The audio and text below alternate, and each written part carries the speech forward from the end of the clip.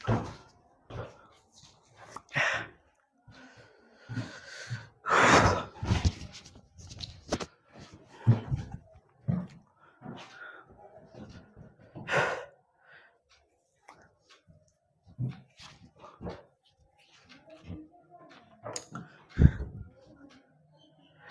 जय हिंद प्यारे बच्चों, मैं आपका बायोलॉजी एजुकेटर साहिल कुमार। स्वागत है मेरे channel Eno dot by education में।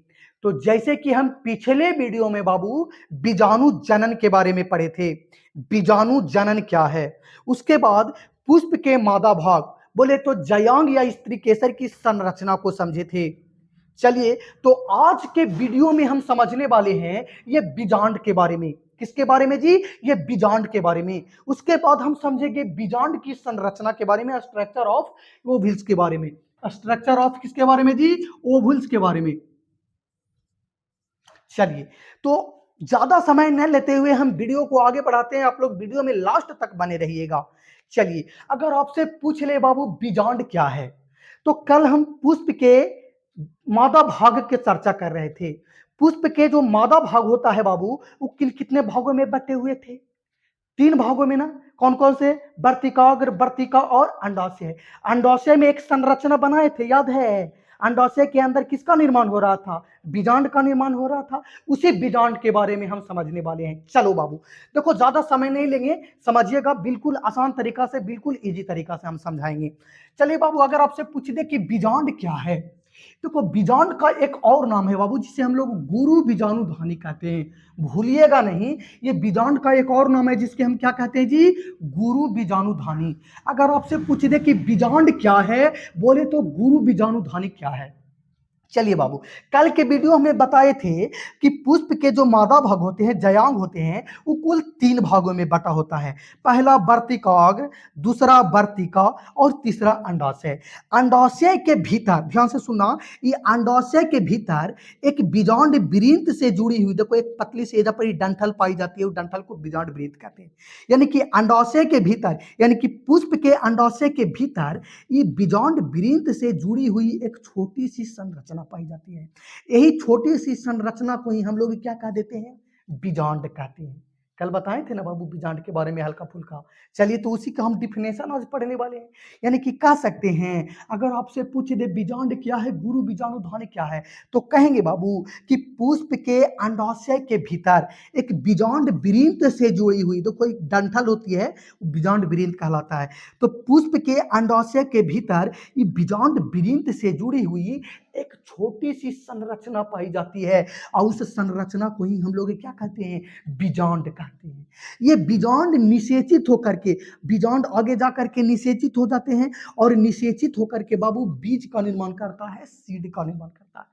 अगर आपसे पूछ दे कि बीजांड क्या है, बीजांड क्या है, तो नहीं कहोगे कि पुष्प के अंडाशय के भीतर, पुष्प के अंडाशय के भीतर बीजांड वृंत से जुड़ी हुई, एक डंठल से जुड़ी हुई एक छोटी सी संरचना पाई जाती है, और जिसे ही हम लोग बीजांड कहते हैं। पुष्प के अंडाशय के भीतर बीजांड वृंत से जुड़ी हुई एक छोटी सी संरचना पाई जाती है, जिसे हम बीजांड कहते हैं। और बीजांड निषेचित होकर के किसका निर्माण करता है जी? बीज का निर्माण करता है। देखो, यही डिफिनेशन हम बीजांड के बारे में लिखे हैं। बीजांड क्या है, गुरु बीजाणु ध्वनि क्या है। तो पुष्प के अंडाशय के भीतर बीजांड वृंत से जुड़ी हुई एक छोटी सी संरचना पाई जाती है, जिसे हम बीजांड या गुरु बीजाणु ध्वनि कहते हैं, जो निषेचित होकर के किसका निर्माण करता है जी? सीड का निर्माण करता है। यही है बाबू बीजांड का डेफिनेशन। चलिए, हम अब बीजांड की संरचना के बारे में समझते हैं। बीजांड क्या है समझ लिए, अब हम समझते हैं बीजांड की संरचना के बारे में, स्ट्रक्चर ऑफ ओवल्स के बारे में। चलिए ध्यान से सुना बाबू, यही बीजांड को, ये जो देख रहे हैं बीजांड, ये बीजांड को हम निकाले हैं, और निकाल करके यहाँ पे जूम करके बढ़िया तरीका से, बड़े तरीका से बना दिए हैं। देखो, इसी बीजांड की हम संरचना को देख रहे हैं, स्ट्रक्चर ऑफ बीजांड ओवल्स के बारे में समझते हैं। चलिए बाबू, तो समझते हैं। देखो बाबू, यही बीजांड है। ये क्या है बाबू, किसकी संरचना है? ये बीजांड है। चलो, हम बीजांड को बिल्कुल इजी तरीका से, आसान भाषा में समझते हैं। देखो समझिएगा, ये जो बीजांड है बाबू, ये बीजांड है एक पतली सी डंठल से जुड़ी हुई होती है। दिखाई दे रहा है डंठल जी? यहाँ से लेकर यहाँ तक जो डंठल दिखाई दे रहा है, उस डंठल को हम लोग कहते हैं बीजांड वृंत। क्या कहते हैं? Beyond breath. चलिए, अब ये बियॉन्ड ब्रीथ से जो ये संरचना जुड़ा हुआ होता है, बड़ी सी जो संरचना जुड़ी हुई है, उस संरचना को ही हम लोग क्या कहते हैं? बियॉन्ड कहते हैं। यानी बियॉन्ड से जो ये पतली सी डंठल जुड़ी हुई रहती है, बियॉन्ड ब्रीथ, और बियॉन्ड ब्रीथ से जो छोटी सी संरचना जुड़ी होती है, बड़ी सी संरचना जुड़ी हुई है, उसे हम बियॉन्ड कहते हैं। ये दो पार्ट तो समझ में आ गया। चलिए, अब देखो ये वाला भाग यहां से लेकर के यहां तक ये जो बियॉन्ड हो गया, आई जो यहां से नीचे वाला दिखाई दे रहा है डंठल, बियॉन्ड ब्रीथ हो गया। सिंपल सी बात। अब देखो ये जो बियॉन्ड है और ये बियॉन्ड ब्रीथ है, ये दोनों इस स्थान पर आकर के दोनों आपस में जुड़ जाता है। जुड़ा हुआ है कि नहीं यहाँ पे? हाँ, तो ये बियॉन्ड और ये बियॉन्ड ब्रीथ दोनों आपस में इस स्थान पर आकर के जुड़ जाता है। तो इस स्थान को जहां पर दोनों आपस में जुड़ता है, उस स्थान को हम लोग नाभिक कहते हैं। क्या कहते हैं? यानी कि बियॉन्ड और बियॉन्ड ब्रीथ दोनों जिस स्थान पर आपस में जुड़ता है, और उस स्थान को हम लोग क्या कहते हैं? नाभिक। आया समझ में? यानी कि बियॉन्ड ब्रीथ, नाभिक और बियॉन्ड, ये तीनों समझ में आ गया। चलिए, अब हम समझते हैं इन निभाग के बारे में। निभाग क्या है? तो देखो बाबू, ये बियॉन्ड के शीर्ष पर, कहाँ शीर्ष के मतलब ऊपर की बात कर रहा है, तो बियॉन्ड के शीर्ष पर कुछ खाली स्थान पाया जाता है। शीर्ष के मतलब ऊपर, तो बियॉन्ड के शीर्ष पर कुछ खाली स्थान पाया जाता है। उस खाली स्थान को बाबू हम लोग कहते हैं निभाग। क्या कहते हैं? निभाग। ओके, यानी कि बियॉन्ड के शीर्ष पर जो एक खाली स्थान पाया जाता है, उस खाली स्थान को हम लोग क्या कहते हैं? निभाग कहते हैं। क्या कहते हैं? निभाग। चलिए, उसके बाद हम समझते हैं बियॉन्ड कॉय क्या है। यानी कि बियॉन्ड कॉय क्या है? तब बाबू देखो, बियॉन्ड के भीतर इस सबसे मुख्य भाग जो दिखाई दे रहा है, ये सब, ये बियॉन्ड के भीतर जो सबसे मुख्य भाग दिखाई दे रहा है, उस मुख्य भाग को ही हम लोग बियॉन्ड कॉय कहते हैं। अगर आपसे पूछ दे बियॉन्ड कॉय क्या है, तो बियॉन्ड के भीतर ये जो मुख्य भाग पाई जाती है, यानी बियॉन्ड के मुख्य भाग को ही हम लोग क्या कहते हैं? बियॉन्ड कॉय कहते हैं।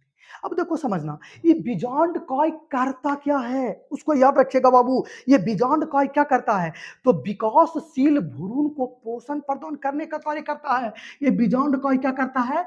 विकासशील भ्रूण को पोषण प्रदान करने का कार्य करता है। जब भ्रूण विकास करते रहता है, विकास की प्रगति में होती है, तो उस समय ये बियॉन्ड कॉय पोषण प्रदान करने का कार्य करता है। देखो एक पॉइंट और रखिएगा, हम लिखाएंगे, सब पॉइंट लिखा हुआ है, लिखा देंगे। ये जो बियॉन्ड कॉय में एक प्रकार के कोशिका पाई जाती है, सुनना है पहले बाबू। बियॉन्ड कॉय में एक प्रकार की कोशिका पाई जाती है, उस कोशिका को हम कहते हैं गुरु बीजाणु मात्र कोशिका। कौन सी कोशिका? गुरु बीजाणु मात्र कोशिका। यानी इस बीजांड में एक प्रकार की कोशिका पाई जाती है, उस कोशिका को हम लोग कहते हैं गुरु बीजाणु मात्र कोशिका। हम सब लिखाएंगे, पहले समझिएगा। उसके बाद बीजांड के फिर बात पढ़ेंगे अध्यावरण के बाद। देखो ये बीजांड जो होता है, ये बीजांड जो होता है, या यूं कहे कि बीजांड कॉय जो होता है, एक या दो स्तरीय आवरण से, एक या दो स्तरीय भित्ति से घिरी हुई होती है। यानी कि बीजांड जो है या बीजांड कॉय एक या दो स्तरीय भित्ति से घिरी हुई होती है। वो स्तरीय भित्ति को ही हम लोग अध्यावरण कहते हैं। क्या कहते हैं? अध्यावरण। यानी कि बीजांड या बीजांड कॉय एक या दो स्तरीय भित्ति से घिरा हुआ रहता है, आवरण से घिरी हुई होती है, और उसे हम अध्यावरण कहते हैं। अच्छा, ये अध्यावरण करता क्या है? तो बीजांड को सुरक्षा प्रदान करता है, उसको ढांक करके रखा, सुरक्षा प्रदान करता है। चलिए, उसके बाद हम समझते हैं भ्रूण कोष के बारे में। किसके बारे में? भ्रूण कोष। तो देखो बाबू, ये बीजांड के मध्य में, मध्य के मतलब होता है बीच में, यानी कि बीजांड के मध्य में एक गोलाकार या अंडाकार संरचना पाई जाती है, और उस संरचना को ही हम लोग भ्रूण कोष कहते हैं। यानी कि ये बीजांड के मध्य में ये जो गोलाकार अंडाकार संरचना दिखाई दे रहा है, गोलाकार या अंडाकार संरचना दिखाई दे रहा है, और उसी को हम लोग कहते हैं भ्रूण कोष। अभी भ्रूण कोष की अगर हम बात करते हैं, तो भ्रूण कोष में ऐसे 7 गो कोशिका पाई जाती है। ऊपर की ओर 3 गो कोशिका रहता है, उसे हम प्रतिमुख कोशिका कहते हैं। ऊपर की ओर 3 गो कोशिका पाई जाती है, ये वाला, उसे हम प्रतिमुख कोशिका या प्रतिव्यासांक कोशिका कहते हैं। चलिए, बीच में एगो केंद्रक कोशिका पाई जाती है, उस कोशिका को हम केंद्रकीय कोशिका या ध्रुवीय कोशिका कहते हैं। केंद्रकीय कोशिका में क्या होता है कि 2 गो केंद्रक पाया जाता है, इसीलिए इसको द्वितीय के केंद्रक के नाम से जानते हैं। चलिए, सबसे नीचे जो दो गो कोशिका पाई जाती है उसको हम सहायक कोशिका कहते हैं। कौन से कोशिका? सहायक कोशिका। और सहायक कोशिका के ऊपर एक और कोशिका पाई जाती है अंड कोशिका, और उसी अंड कोशिका को कहते हैं मादा युग्मक। लेकिन भ्रूण कोश को याद रखिएगा, यानी कि बीजांड के मध्य में बीच में अंडाकार गोलाकार संरचना पाई जाती है उसे भ्रूण कोश। देखो, प्रतिमुख कोशिका का कार्य क्या है, केंद्रकीय कोशिका का कार्य क्या है, अंड कोशिका कार्य क्या है, और सहायक कोशिका का कार्य क्या है, वो हम आगे बताएंगे जब हम भ्रूण कोश के स्पेशल संरचना पढ़ेंगे उसमें बताएंगे। लेकिन यहाँ पे हल्का फुल्का चर्चा कर लिए हैं। चलिए, उसके बाद हम समझते हैं ये जो बीजांड द्वार के बारे में। बीजांड द्वार क्या है बाबू? बीजांड द्वार क्या है? तो देखो बाबू, ये जो बीजांड है, बीजांड के नीचे ये दोनों अध्यावरण को हट जाने से, ये जो अध्यावरण है यहाँ पे अध्यावरण हट गया है, तो बीजांड के नीचे अध्यावरण को हट जाने से एक छिद्र बन जाती है। क्या बन जाती है जी? छिद्र बन जाती है, और छिद्र को ही हम लोग बीजांड द्वार कहते हैं।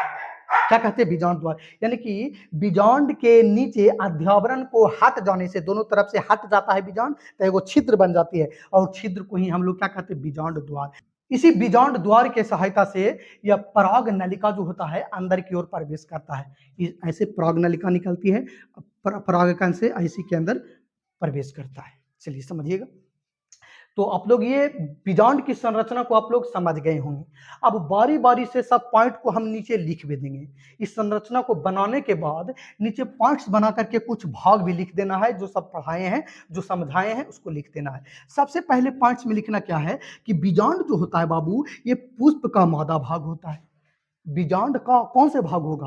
अंडाशय के अंदर ना पाया जाता है जी, तो अंडाशय पुष्प के मादा भाग है, तब बीजांड पुष्प के नर भाग होगा, वो भी क्या होगा? पुष्प के मादा भाग। यानी बीजांड पुष्प के मादा भाग होता है, और जिसका निर्माण कहाँ होता है? अंडाशय में होता है। ये पहली पार्ट में हम लिख दिए, बीजांड पुष्प के मादा भाग होता है जिसका निर्माण पुष्प के अंडाशय में होता है। चलिए, उसके बाद दूसरा पार्ट लिखे हैं कि बीजांड में निम्नलिखित भाग पाए जाते हैं। सही, निम्नलिखित भाग पाया जा रहा है बाबू। हाँ, पहला क्या पढ़ेंगे? पहला हम लिखते हैं बीजांड, पहला हम पढ़ेंगे बीजांड वृंत के बारे में। किसके बारे में? ये बीजांड वृंत के बारे में। देखो, अभी हमने बताया बीजांड वृंत किसे कहते हैं। तो बीजांड के नीचे या बीजांड जो होते हैं एक पतली सी डंठल से जुड़ी हुई होती है। ये बीजांड जो होता है एक पतली सी डंठल से जुड़ी हुई होती है, उस डंठल को ही हम लोग बीजांड वृंत कहते हैं। उसके बाद हम पढ़ेंगे बीजांड। दूसरे में क्या पढ़ रहे हैं बाबू? बीजांड। बीजांड क्या है? तो बीजांड वृंत से जुड़ी हुई एक छोटी सी संरचना पाई जाती है, जिसे ही हम लोग बीजांड कहते हैं। यानी कि बीजांड वृंत से जुड़ी हुई एक छोटी सी संरचना पाई जाती है, और उसे ही हम लोग बीजांड कहते हैं। उसके बाद तीसरा में हम पढ़ रहे हैं नाभिक। ये नाभिक के बारे में। नाभिक क्या है? तो बीजांड और बीजांड वृंत दोनों आपस में जिस स्थान पर जुड़ी हुई होती है, और उसे हम लोग नाभिक कहते हैं। देखो, लिखा हुआ है कि बीजांड और बीजांड वृंत दोनों आपस में जिस स्थान पर जुड़ी हुई होती है उसे हम नाभिक कहते हैं। उसके बाद हम पढ़ते हैं क्या बाबू? निभाग। यानी कि निभाग किसे कहते हैं? तो बीजांड के शीर्ष पर, कहाँ जी? बीजांड के शीर्ष पर जो खाली स्थान पाई जाती है उस खाली स्थान को ही हम लोग निभाग कहते हैं। तो यहाँ पे लिख दिए हैं, यानी कि बीजांड के शीर्ष पर खाली स्थान पाया जाता है जिसे हम लोग निभाग कहते हैं। सिंपल सी। उसके बाद हम पढ़े हैं अध्यावरण के बारे में। अध्यावरण क्या है? तो बीजांड काय यानी बीजांड एक या दो स्तरीय आवरण से भित्ति से घिरी हुई होती है, और उसे ही हम लोग अध्यावरण कहते हैं। देखो, लिख दिए हैं बीजांड एक या दो स्तरीय भित्ति से घिरी हुई होती है जिसे हम लोग अध्यावरण कहते हैं। जो बीजांड को क्या करता था? ये सुरक्षा प्रदान करता था। उसके बाद हम समझते हैं बीजांड काय के बारे में। बीजांड काय क्या है? देखो, यहाँ पे हम नोट कर दिए बाबू, ये बीजांड काय क्या है? तो बीजांड काय यानी कि बीजांड के मुख्य भाग को, हमने क्या कहा कि बीजांड के भीतर ही सबसे मुख्य भाग पाई जाती है, तो डायरेक्ट लिखे बीजांड के मुख्य भाग को हम बीजांड काय कहते हैं। जो क्या करता है? जो भ्रूण कोश को घेरे हुए रखते हैं। ये भ्रूण कोश को, जो बीच में भ्रूण कोश है उसको घेरे हुए रख रहे हैं, उसको घेरे हुए रखता है। हाँ, तो इसी को कह दिए बीजांड का है। क्या है? तो बीजांड के मुख्य भाग को हम लोग बीजांड काय कहते हैं, जो भ्रूण कोश क्या करता है? घेरे हुए रखते हैं। देखो, आप बीजांड काय जब लिख रहे हैं तो नीचे पॉइंट बना करके लिख दिए हैं कि ये जो बीजांड जो होते हैं यह विकासशील भ्रूण को पोषण प्रदान करता है। ये बीजांड काय क्या करता है? यह विकासशील भ्रूण को पोषण प्रदान करता है, और इसमें गुरु बीजाणु मात्र कोशिका का निर्माण होता है। बाबू, इसको याद रखिएगा। इन बीजांड काय में, किसमें? बीजांड काय में गुरु बीजाणु मात्र कोशिका का निर्माण करता है। और बीजांड काय करता क्या है? विकासशील भ्रूण को पोषण प्रदान करता है। उसके बाद हम समझते हैं भ्रूण के बारे में। किसके बारे में जी? ये भ्रूण कोष के बारे में। किसके बारे में? भ्रूण कोष के बारे में।